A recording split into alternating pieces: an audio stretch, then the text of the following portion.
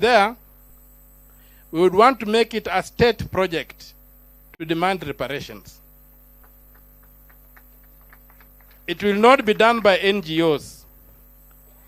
It has to be the state with the support of NGOs, not the NGOs leading the fight. That's what I think in the Senate we have resolved, and we are working towards the legal framework for doing that.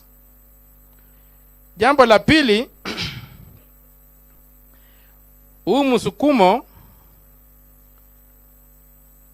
ni kwamba tumesikia mzee Githu akisema walikuja wakatunyang'anya haki yetu, mashamba yetu na kadhalika. Na sasa hivi kuna wale ambao bado wanaendelea kufanya hiyo kazi. Wanatunyang'anya haki yetu, wamekaa kwa maofisi, wanatuibia na wanatuletea umaskini. Hiyo ni lazima tukabiliane nayo.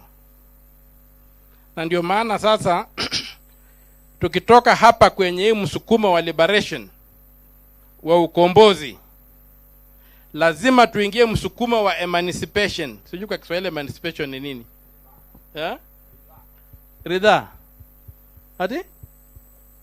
Emancipation kwa Kiswahili ni kwa English. Tumefanya ukombozi wa kujikomboa kwa mkoloni. Lakini hiyo kujikomboa ile ni kama kuvunja jela. Kama wewe umefungwa kwenye jela, alafu kuna kuja wakati wanasema hiyo jela lazima ifunjwe, itavunjwa alafu naambiwa wewe nenda nyumbani. Lakini utaenda sasa waangalie huna transport, huna nini. Jioni ikifika utarudi kwa jela, kwa mwenye jela useme unisaidie nilale tu siku moja tena kwa hii jela nikijipanga kwenda nyumbani.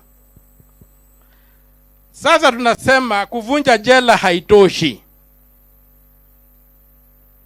Ile haki yako ambayo ulipoteza ukiwa kwenye hiyo jela lazima upewe. Na ndio maana sasa tumeanza kuangalia kwamba mambo ya uchumi ni muhimu sana. Tuache porojo yote.